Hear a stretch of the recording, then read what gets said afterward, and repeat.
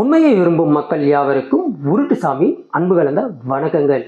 இன்றைய முரட்டு உருட்டின் உரிமையாளர் யாரு அப்படின்னு கேட்டா வேற யாரும் இல்லைங்க, இவரு தாங்க.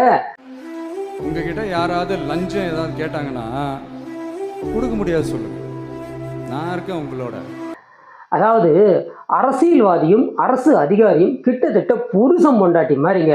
உள்ளூர் பொண்டாட்டிலேருந்து உலகளாவிய பொண்டாட்டி வரைக்கும் எவ்வளவு இது வரைக்கும் புருஷன் சொன்னதை கேட்டதா சரித்திரம் இருக்கா?